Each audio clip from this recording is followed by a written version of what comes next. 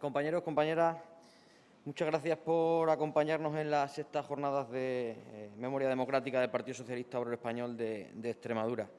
Para mí es daros un placer daros la bienvenida. Y no me quiero alargar en la presentación porque ya me ha dicho Fernando que vamos, como siempre, agotados de tiempo después de las intervenciones. Y simplemente decir que en esta mesa tenemos dos protagonistas ineludibles a la hora de abordar los últimos esfuerzos desarrollados tanto a nivel español como en nuestra tierra, Extremadura, para continuar poniendo sobre la mesa la necesidad imperiosa de reivindicar la memoria de todos aquellos represaliados por el franquismo. Tanto Candela Chávez, que nos acompaña aquí físicamente, como Fernando Martín, que lo hará por videoconferencia, representan parte de ese esfuerzo. Gracias, Candela. Y hoy nos acompañan para relatar parte de esa ingente tarea. A modo de presentación, Candela Chávez es técnica de investigación y coordinadora de labores de búsqueda, localización y exhumación de fosas comunes en Extremadura a través del proyecto para la recuperación de la memoria histórica.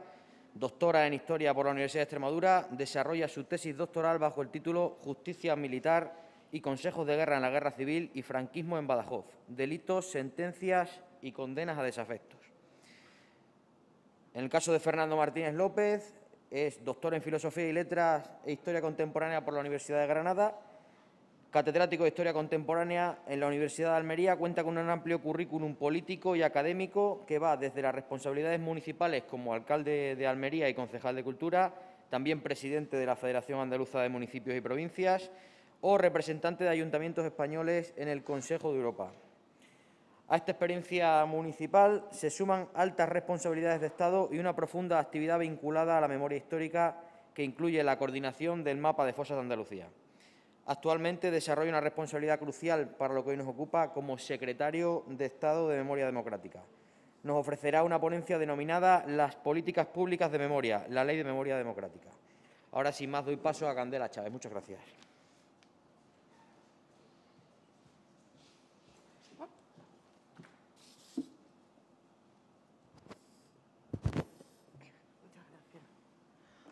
Bueno, muchísimas gracias. Lo primero por invitarme a estar aquí y poder presentar al secretario de Estado de Memoria, Fernando Martínez López. Yo voy a ser muy breve porque considero que la parte más importante es la que va a contar también Fernando. Y simplemente voy a dar unas pinceladas, ¿no?, de cómo han sido de importantes esas políticas públicas y ese impulso público en la comunidad extremeña. En Extremadura, los trabajos de recuperación de memoria histórica y democrática tuvieron un punto de inflexión en el año 2000, igual que en toda España, con la creación y el impulso y el fundamento que dieron el movimiento asociativo, muy importante también en nuestra comunidad, y también por parte de la Junta y de las dos diputaciones de Cáceres y Badajoz, al firmar un convenio de colaboración con la universidad y crear ese proyecto para la recuperación de la memoria histórica, también llamado Premex, que tiene su andadura desde el 2002 hasta el día de hoy, ¿no? Extremadura es una de las regiones donde el impacto de la represión fue y tuvo fundamentalmente unas consecuencias dramáticas, tanto en número y cifras de lo que fueron esas víctimas en cualquiera de las modalidades represivas, que las fuerzas sublevadas con esos apoyos sociales que tuvieron e impusieron en todo el territorio que iban conquistando y que conquistaron durante todos los años de guerra y en los años de dictadura. Siendo, por tanto, una de las regiones donde esa represión tuvo esas consecuencias dramáticas y siendo la provincia de Badajoz una de las más represaliadas en cuanto al número de cifras de víctimas mortales, como se puede observar y se conoce a través de las investigaciones, bueno, pues estas actuaciones de lo que es recuperación de memoria histórica y democrática, como muy bien el otro día Fernando también expuso, ¿no?, de también ponerse ese adjetivo de democrática, son más que necesarias. Las que se han hecho, las que se están haciendo y las que se deben seguir haciendo, ¿no? Nosotros hemos trabajado en conjunto con las instituciones públicas, con la Junta, también con el impulso y el sustento durante muchísimos años de esa carga a través de las asociaciones memorialistas, tanto en la investigación, con esa producción de conocimiento que tiene que ser divulgado para poder conocer nuestro pasado más reciente y que, como hemos visto en las primeras intervenciones y con lo que pasó ayer, también podamos y afrontar ese discurso de odio que se está dando. También a través de las labores de exhumación. Aquí en Extremadura se han realizado desde el año 2000 más de 90 intervenciones de fosas comunes. No podemos olvidar tampoco esas primeras aperturas de fosas comunes que hubo durante la transición por parte de familiares de víctimas con el apoyo de esos primeros ayuntamientos democráticos. Y todo eso en conjunto creo que es la reivindicación, la visibilidad y también esa recuperación de esa memoria y de esa historia, ¿no? Con esa divulgación, como decía. Por eso, y termino, es tan necesario y tan importante que haya esas políticas públicas, que haya ese apoyo, esa promoción y ese compromiso político desde esas instituciones en un trabajo, cómo no, que tiene que ser tanto transversal como en comunidad, con el movimiento asociativo, con las sociedades científicas y también esa universidad y, indudablemente, con la sociedad, ¿no? Como decía el presidente Guillermo Fernández Vara, es necesario fomentar, ampliar, promover y trabajar en esa divulgación de esos valores y en esa conciencia democrática dentro de nuestra sociedad para que todos en comunidad, vuelvo a decir, y en conjunto, podamos seguir trabajando. Y de ahí esa apuesta por las políticas públicas son tan importantes, ¿no? Por eso, sin más, os voy a dejar con el secretario de Estado de Memoria Democrática, Fernando Martínez López, al que agradecemos indudablemente que está aquí con nosotros.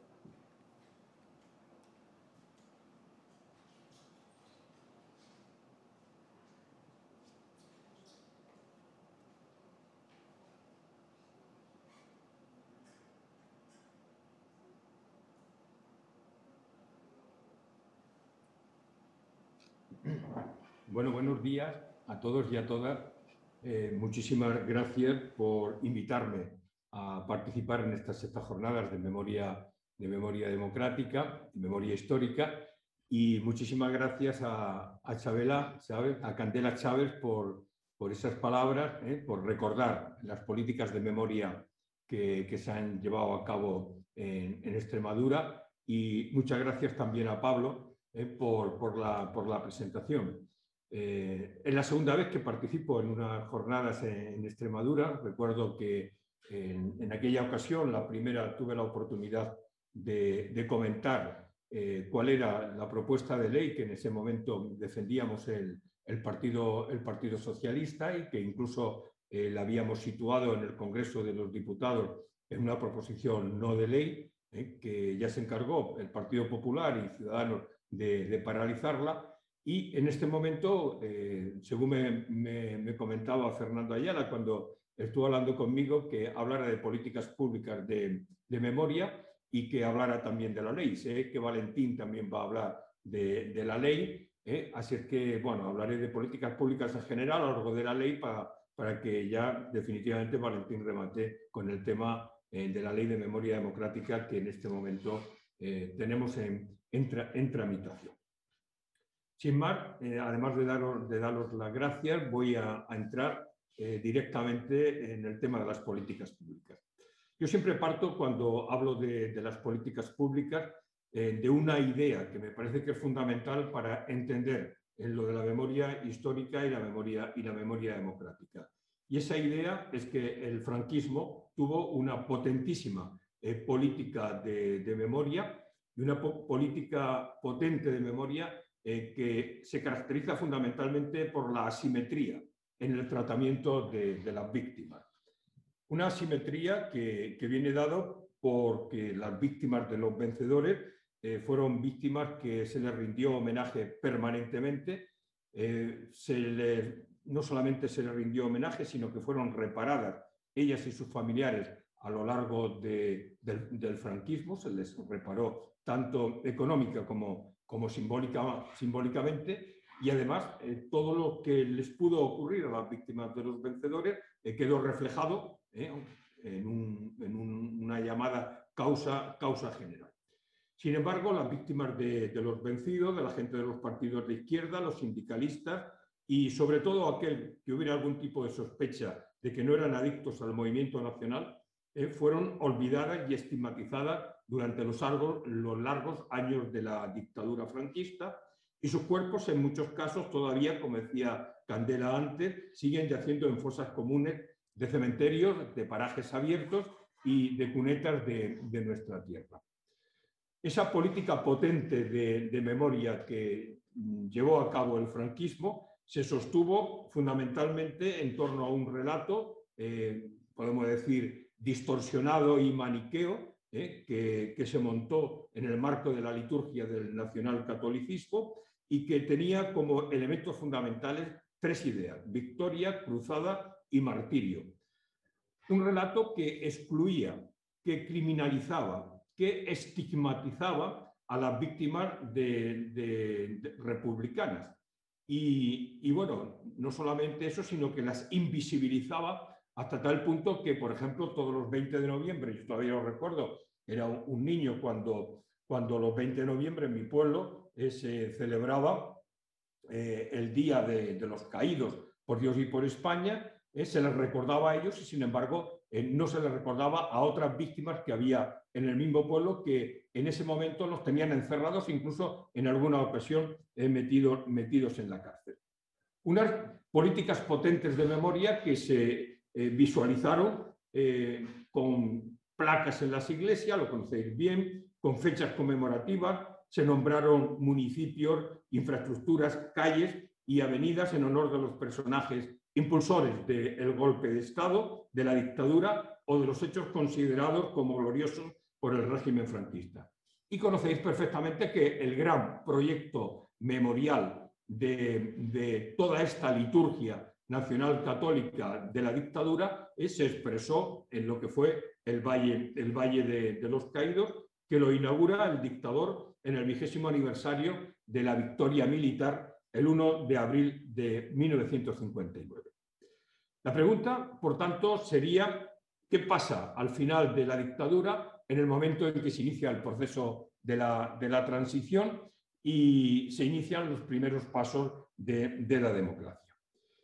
Yo creo, y aquí es interesante recordar algunas frases de Paloma Aguilar en torno a qué es lo que ocurría especialmente en la España rural, en la inmensa mayoría de la geografía española en los primeros años de la transición. Paloma Aguilar decía que la falta de reconocimiento, sobre todo en el ámbito local, de las víctimas del bando vencido resulta, decía entonces, aún sangrante. A nadie se le oculta la gran asimetría que sigue existiendo en multitud de pueblos y ciudades a la hora de rendir homenaje a las víctimas de la guerra civil. Además, falta claramente voluntad política para rendir tributo público y visible a los que perdieron la guerra y a los represaliados por la dictadura. Bueno, a mí me parece que ese contexto es un contexto en el que en los primeros momentos de tránsito de la dictadura a la democracia se sigue manteniendo todo el discurso asimétrico que había prácticamente caracterizado a toda la época de la dictadura, y también la invisibilidad sobre lo que eran las víctimas de los vencidos. Pero la verdad es que difícilmente se podía permitir el lujo, la nueva democracia, de mantener a decenas de miles de españoles que, al margen del proceso de la llegada de la democracia. Y entonces pues, se iniciaron pues, una serie de medidas que empezaron con la ley de amnistía del año, las leyes y los indultos, las leyes de amnistía del año 77, y que supusieron, en primer lugar, la libertad de los últimos presos políticos que quedaban en las cárceles, y sobre todo también, además de las libertades, todo ello continuó con el reconocimiento de los derechos pasivos a militares republicanos, a viudas de guerra, a niños de la guerra, etcétera, etcétera. Por lo tanto, podemos decir que la nueva democracia no tiene políticas públicas de Estado de memoria, pero sí hace algún tipo de política puntual, fundamentalmente en relación con reparaciones de carácter económico. Para daros un dato, desde la amnistía del año 77 hasta diciembre de 2020, ha habido 608.000 beneficiarios de reparaciones económicas.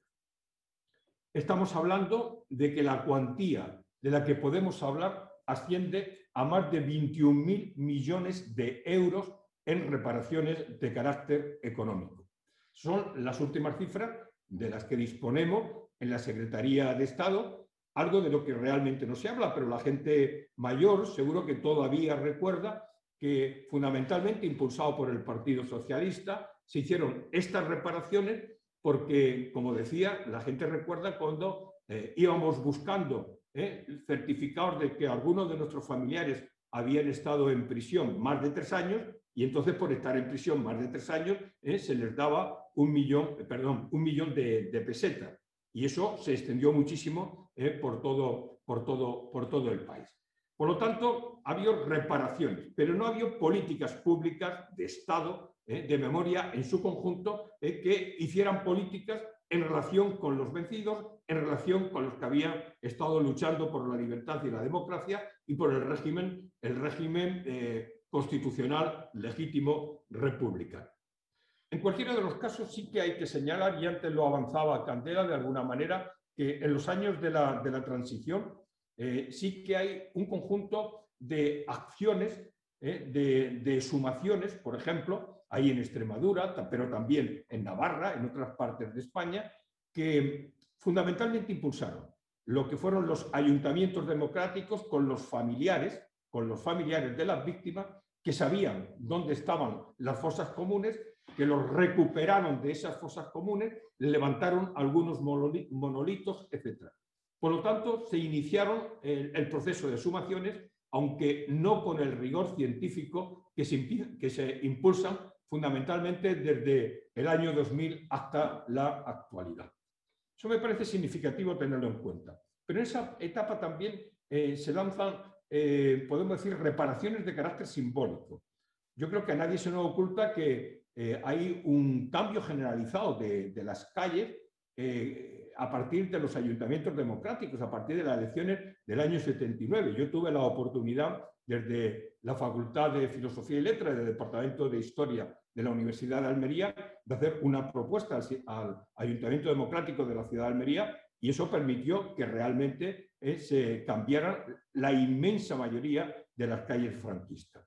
Bueno, junto a eso también observamos que se inició todo un proceso de vuelta de cadáveres de republicanos y socialistas singulares.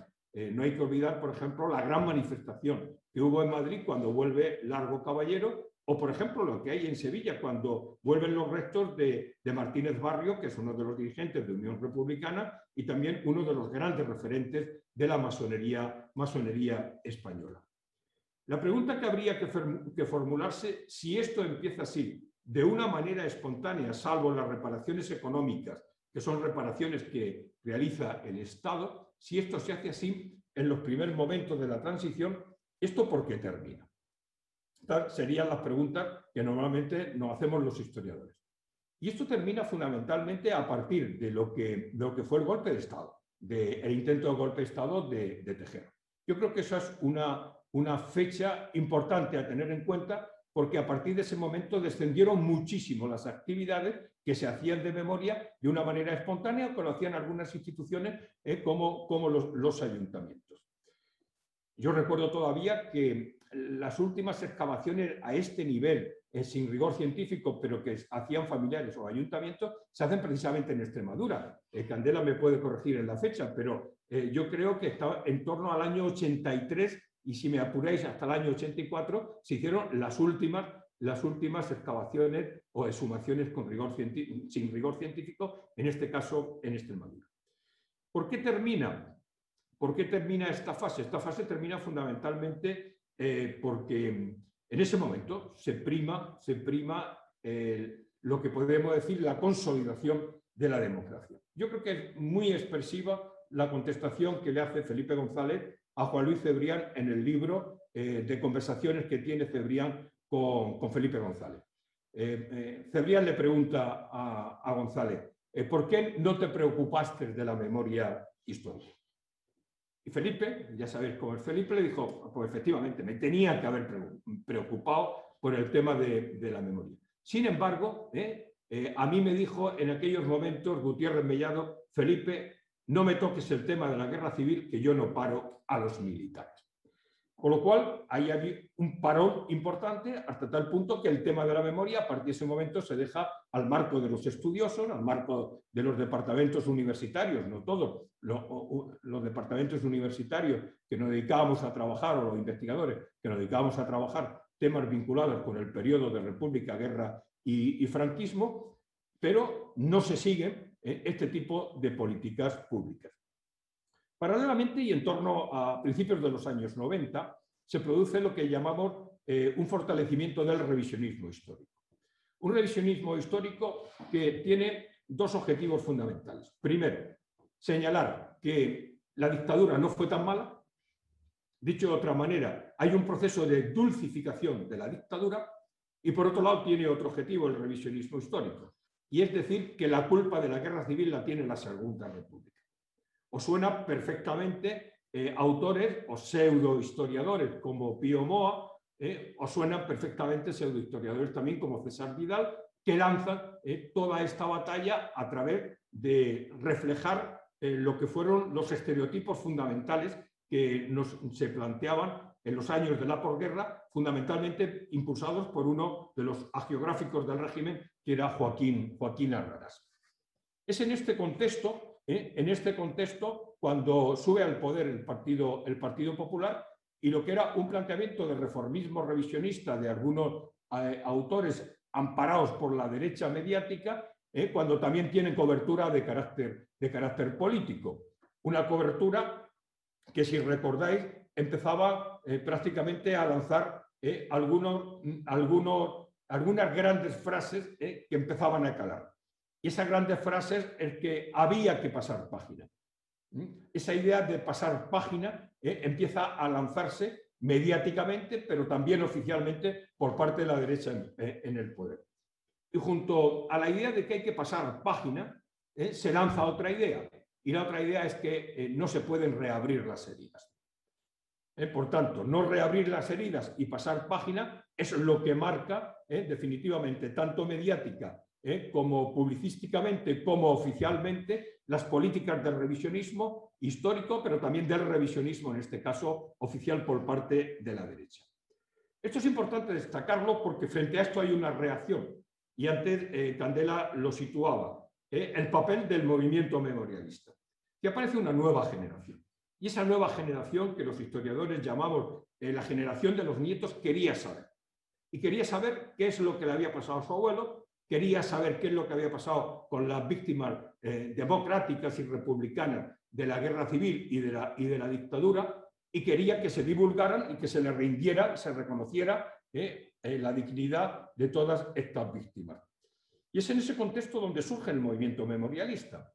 Aparecen infinidad de asociaciones de memoria histórica, y no solamente aparecen, sino que también se impulsan, en este caso, nuevas exhumaciones.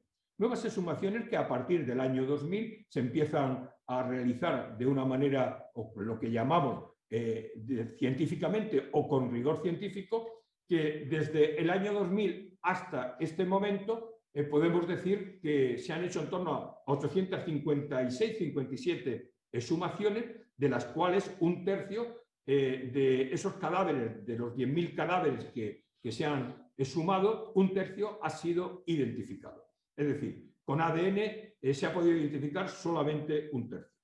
Pero yo creo que el movimiento memorialista puso el tema de la memoria en la agenda pública, la puso en la agenda mediática, y empezaron a tenerse logros.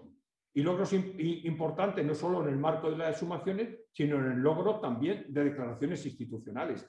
A nadie se le olvida que el 20 de noviembre del año 2002, por primera vez en democracia, se hace una condena sistemática en la Comisión Constitucional del franquismo y de las violaciones de los derechos humanos durante el franquismo. Y a nadie se le olvida también que a partir de ese momento hay un conjunto de comunidades autónomas que empiezan a hacer de alguna manera políticas de memoria. Yo creo que sin este contexto de auge, de puesta en escena de la memoria, de puesta en la agenda mediática y política, difícilmente se entendería lo que la cristalización de la ley de 2007, que es la ley de memoria histórica impulsada por el gobierno socialista de José Luis Rodríguez Zapatero. El año 7 se promulga la ley llamada, es muy largo el título, pero bueno, yo creo que ha quedado para todos como la Ley de Memoria Histórica, en la que se hace un reconocimiento de la dignificación de las víctimas de los vencidos. Algo que era muy importante. Es el momento en que se empiezan a impulsar cantidad de exhumaciones con rigor científico. Es el momento también en que se inician y se impulsan muchísimas investigaciones por parte de las asociaciones, por parte de las universidades, por parte de los ayuntamientos. Se hace un mapa de fosas general para todo el Estado. Estábamos haciéndolo ya en algunas comunidades autónomas. Y también se abre una oficina de víctimas para las víctimas de los vencidos.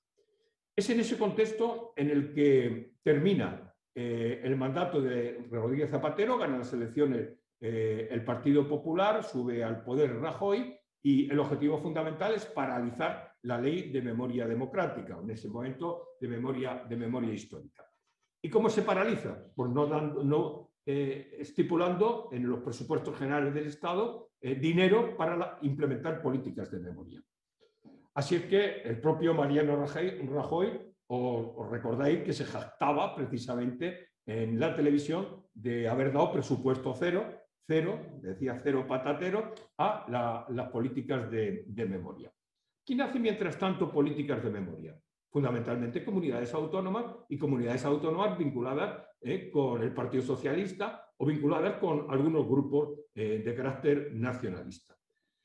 Así es que ese es el contexto en el que se va a estar las políticas de memoria hasta el cambio en el gobierno de España a partir de la moción de censura. La moción de censura de mediados del año 18 posibilita que el Partido Socialista suba al poder y desde luego que empiece a situar las políticas de memoria en el centro de las políticas públicas y en el centro de las políticas del Estado.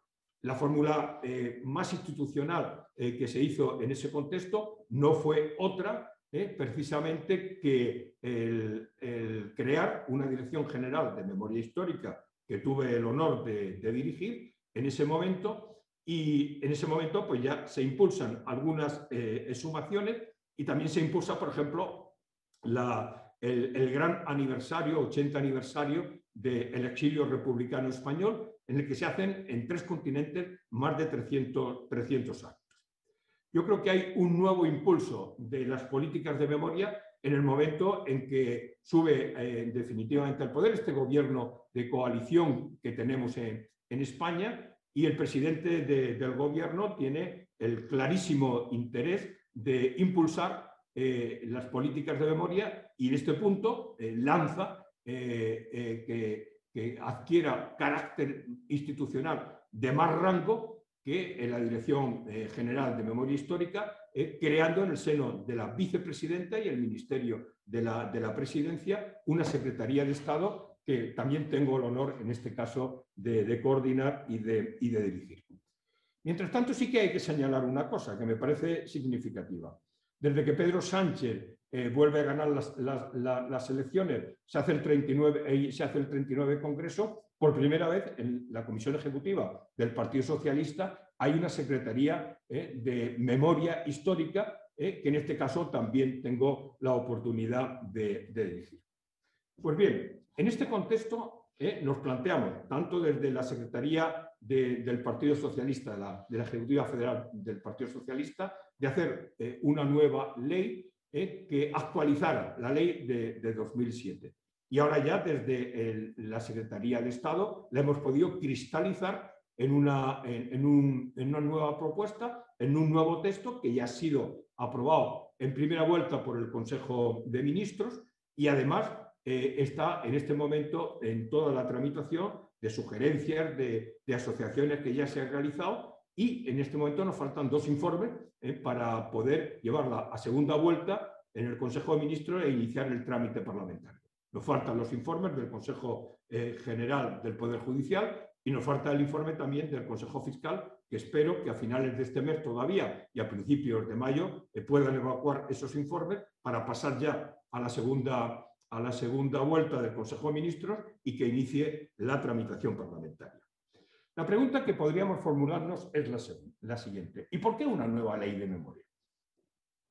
Yo creo que esto es importante tenerlo en cuenta. Primero, porque desde el año 13 hasta el año 18, yo creo que han sucedido elementos importantes, tanto en política interna como en política internacional, que estimulan, que nos ayudan, que nos impulsan a actualizar, a lanzar unas nuevas políticas de memoria en España, recogiendo todo el legado que había supuesto la ley de 2007.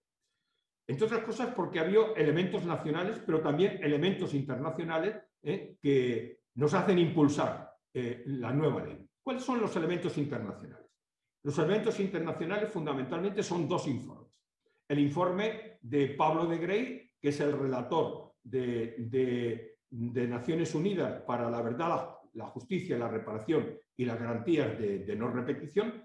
Y por otro lado tenemos el informe del Grupo de Desapariciones Forzadas e Involuntarias, que ambos informes reiteran al Gobierno de España que haga implementación de las políticas de memoria. No se hace ningún caso por parte de los gobiernos de la derecha, especialmente por el gobierno de Mariano Rajoy, y nosotros teníamos la obligación de retomar las propuestas de Naciones Unidas porque esa es la base en la que se va a sustentar, en este caso, la nueva ley de memoria democrática. En segundo lugar, hay nuevos elementos de carácter interno. Y los elementos de carácter interno pasan fundamentalmente porque en este momento hay un conjunto de comunidades autónomas que han elaborado leyes de memoria histórica y democrática. Por ejemplo, vosotros en Extremadura, también se hizo un poquito antes en Andalucía, se ha hecho fundamentalmente también en Aragón, se está en este momento ultimando la de Cantabria, se ha hecho la del País Valenciano, etcétera, hasta 12 documentos, normativa de ley de memoria histórica y democrática. ¿Y qué es lo que ocurre? Que estas leyes autonómicas incluso son más avanzadas que la propia ley de 2007. Y por tanto, habría que normalizar esa situación entre unas leyes y otras. En segundo lugar, hay todo un conjunto de proposiciones no de ley que han venido realizándose por parte del Congreso de los Diputados, por parte del Senado e incluso por parte de parlamentos autonómicos que han planteado la necesidad de implementar esas políticas de memoria y que, por tanto, hay que tenerlo en cuenta y no hacer como hacía el gobierno de Rajoy, meterlas en un cajón. Y después hay otra cuestión que me parece fundamental que nos ha impulsado a hacer una nueva ley de política histórica, una política de memoria histórica y democrática.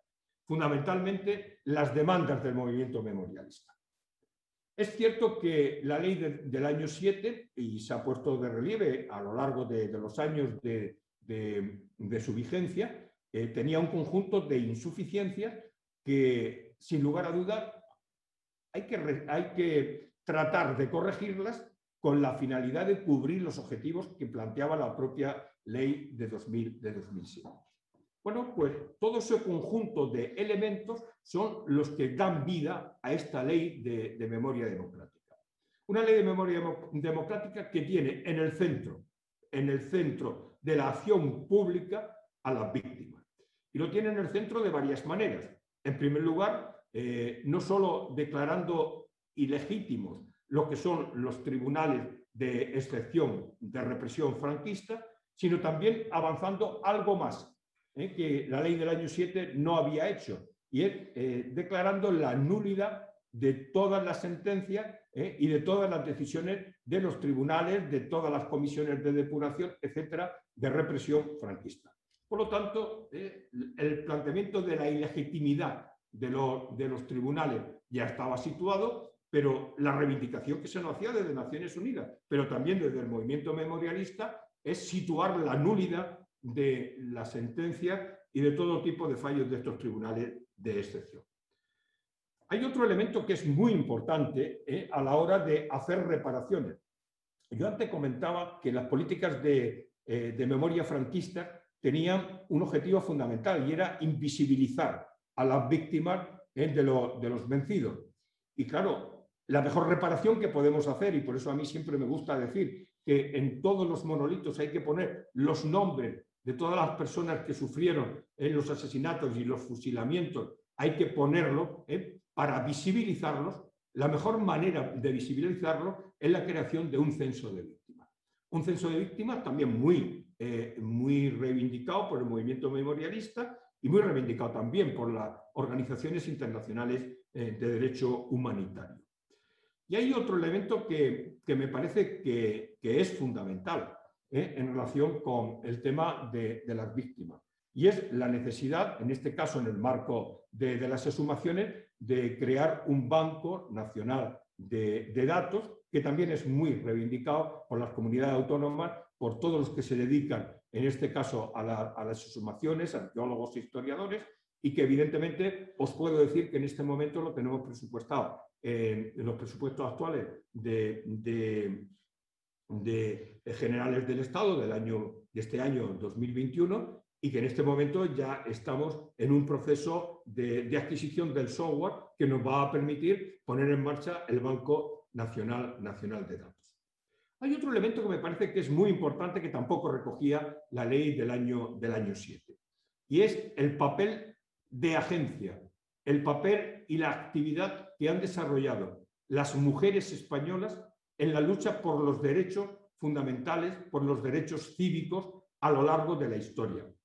Y no solamente tener en cuenta el papel de agencia de las mujeres españolas, sino también tener en cuenta los distintos tipos de represión que sufrieron las mujeres.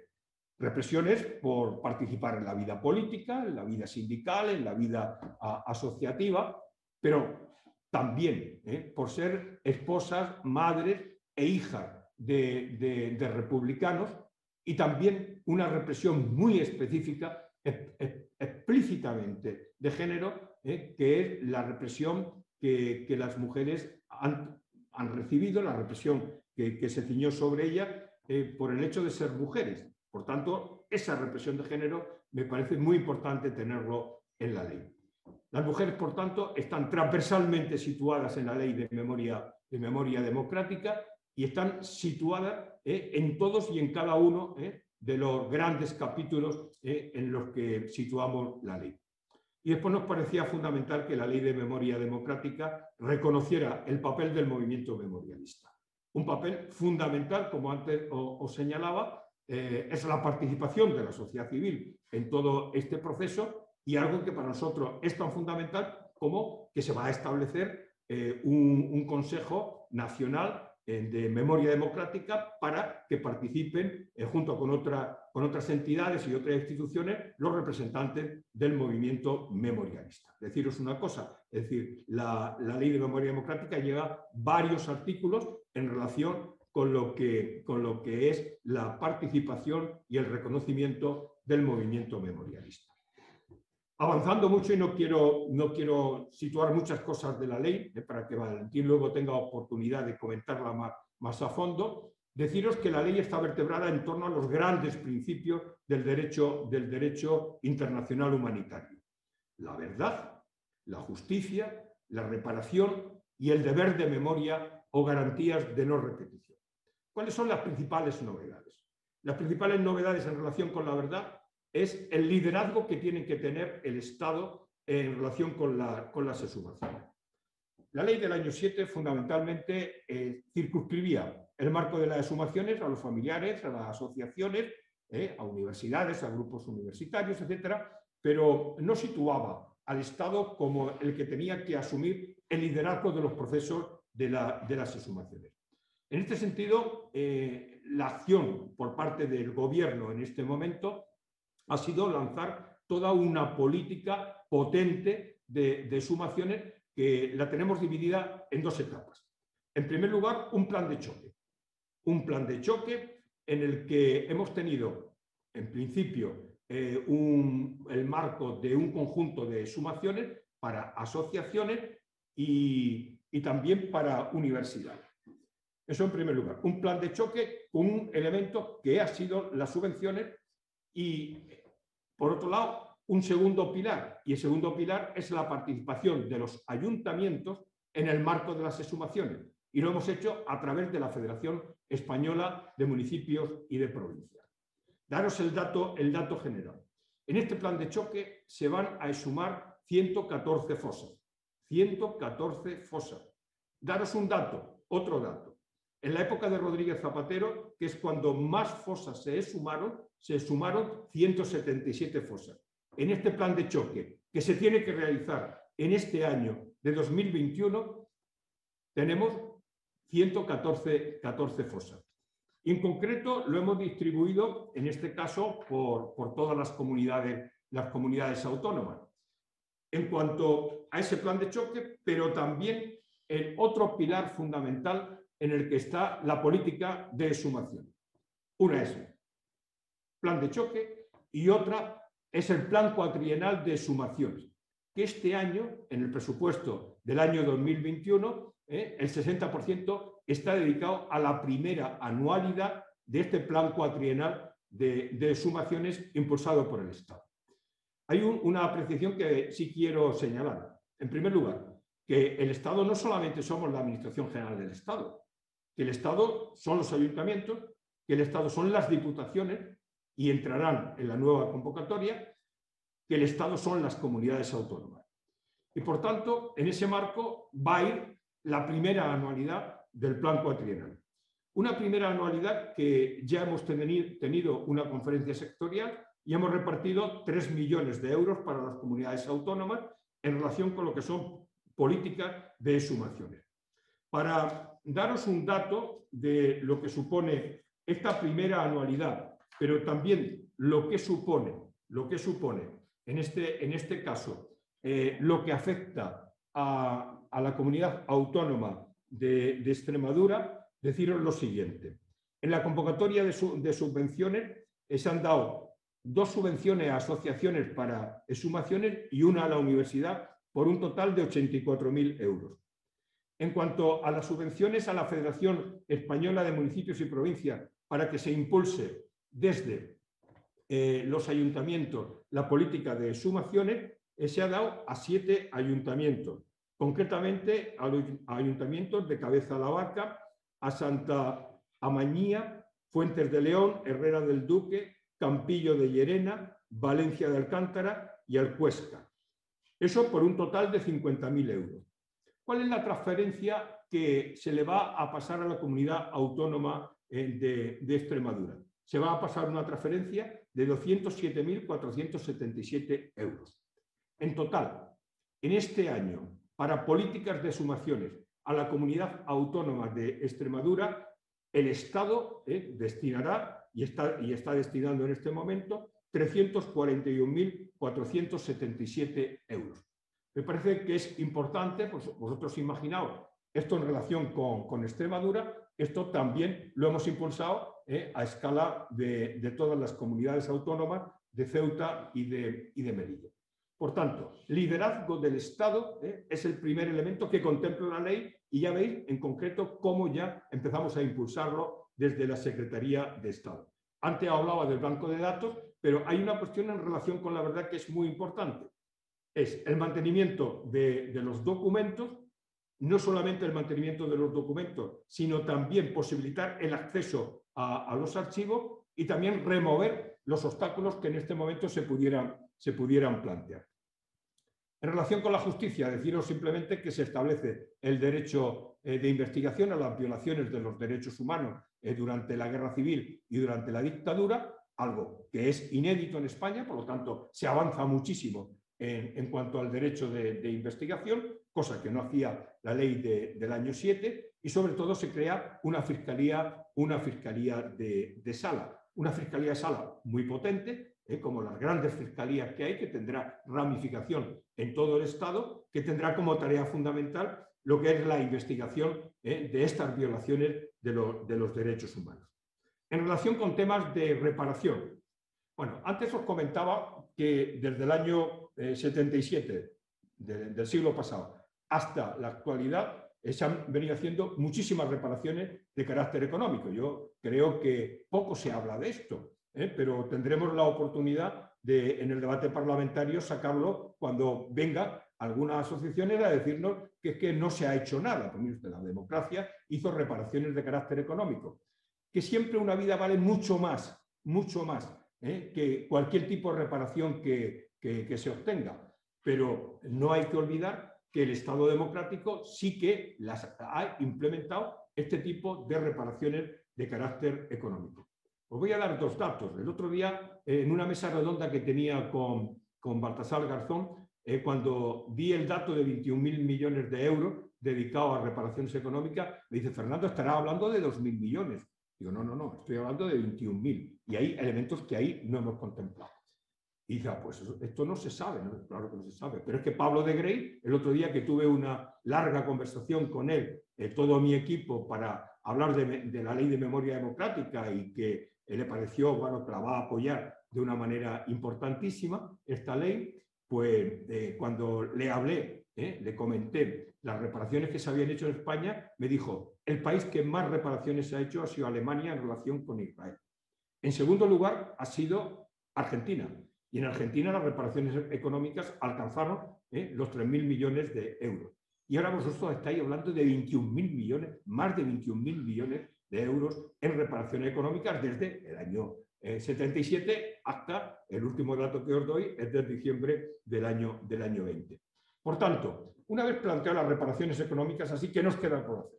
Lo que nos queda por hacer es saber exactamente qué es lo que ha pasado con la represión económica, las incautaciones de bienes, y nos queda por saber exactamente los expolios que se han venido realizando. Y para eso, ¿qué plantea la ley? La ley plantea para eso, primero, hacer una auditoría que nos diga el alcance que tiene este tipo de represión económica y también haga un inventario al respecto. Y a partir de ahí, hacerte un planteamiento de implementación de medidas a llevar a cabo en relación, una vez que se conozca el alcance. ¿Por qué hacemos esto de esta manera? Lo hacemos de esta manera por lo siguiente. Yo he tenido la oportunidad de tirarme 7 años con un grupo de investigación en Andalucía de 42 investigadores que hemos analizado lo que podemos decir es la represión económica en Andalucía. Lo tenemos publicado con un libro que se llama El botín de guerra, y el análisis de cerca de 60.000 expedientes. Y sabéis los resultados que nos da, pero nos da a nosotros, pero también los estudios que se han hecho en Aragón, se han hecho en Madrid, se han hecho en Bilbao, etcétera, o se han hecho en Lleida, por ejemplo, que cerca del 80% de los expedientes fueron sobreseídos. Las grandes multas no se pagaron. La inmensa mayoría de las multas fueron de 50 a 300 pesetas. Y eso no quita que no hubiera multas de 200.000 o multas de 10 millones o multas de 1 millón, que en algunos casos se pagaron o se incautaron los bienes. Pero también hay que decir y hay que conocer, y por eso hacer la auditoría, que, por ejemplo, a Manuel Azaña, el Tribunal de Responsabilidades Políticas de Madrid le pone una multa de 100 millones de pesetas, 100 millones de pesetas al día siguiente de morir. ¿Qué pasa? No paga los 100 millones. Es cierto que se incautan los bienes a sus familiares. Sin embargo, esos bienes fueron devueltos en los años 60. Toda esta trayectoria tenemos que conocerla antes de lanzar políticas o implementar políticas en relación con las reparaciones de carácter económico. Bueno, no sigo con las reparaciones, hay más elementos que seguro que luego se detallan. En tercer lugar, el tema en cuarto lugar, el deber de memoria. Primera idea fundamental. La memoria tiene que estar en la escuela. Y tiene que estar en los currículums de ESO, tiene que estar en los currículums de bachillerato, tiene que estar en la formación continua y permanente del profesorado, y además de eso tiene que estar en los procesos selectivos de la función pública. Es decir, las oposiciones tienen que llevar temarios de políticas de memoria. Que no nos ocurra lo que me ocurrió a mí no hace mucho tiempo, hablando con un diplomático o una diplomática, y ella me lo contaba. Y es que cuando llegó a la embajada de París, entonces cuando se enteró, llegó de agregada, se enteró de que había existido el exilio. Imaginaos, una diplomática de España que llega en la época de la democracia, llega a París a la embajada y en ese momento se entera de que ha existido el exilio y el alcance del exilio. Esto no puede ocurrir en cualquier funcionario público. Se va a hacer un planteamiento de amplísimas investigaciones a todos los niveles, del exilio, las universidades, los ayuntamientos, en este caso también las asociaciones. Deciros que dentro de unos 15-20 días sacamos ya la nueva convocatoria de subvenciones, que irá destinada por una parte a asociaciones y por otra parte a universidades. Ya marcamos una diferencia entre una cosa y otra, con cerca de 1 millón de euros destinados a asociaciones y en este caso a universidades. Ya no incluimos, como habíamos incluido el año pasado, las exhumaciones, porque las exhumaciones a partir de estos momentos harán los ayuntamientos, las harán las diputaciones, la impulsarán las comunidades autónomas y la impulsaremos cuando tengamos la ley desde la Administración General del Estado. Vamos a resignificar el Valle de los Caídos y cuando muchas veces la gente me pregunta, oye Fernando, ¿eso de resignificar qué es? Yo le digo, resignificar es conocer. Conocer quién construye el Valle de los Caídos, para saber que se construye con fuerza de obra republicana, en gran parte. Conocer exactamente también cómo, en qué régimen y en qué tiempo se realiza y qué significa este monumento, mausoleo a los caídos por Dios y por España, que así es como reza, y también cuál es el significado. Hay que explicar el significado. Estamos ante un monumento que representa la simbiosis entre religión y política. Y esa simbiosis entre religión y política no es otra cosa que el nacionalcatolicismo. Lo vamos a explicar, se va a hacer un nuevo estatuto jurídico para ello. En este momento estamos impulsando lo que puede ser las exhumaciones del Valle de los Caídos. Vamos a sacar un Real Decreto de 665.000 euros para ello y hemos recogido todas las solicitudes que hay para intentar llegar a encontrarlos. Es muy difícil. Yo no quiero crear falsas expectativas porque es muy complicado poder tenerlo.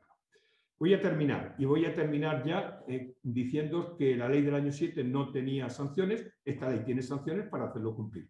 Y además la ley del año 7 tenía solo un artículo 15, destinado a simbología y en este caso vamos a destinar 7 artículos en los que se clarifica perfectamente toda la cuestión de la simbología. Y desde luego vamos a impulsar el que la apología del franquismo no sea una cuestión de interés general y por tanto se puedan extinguir las fundaciones y las asociaciones que hagan apología del franquismo.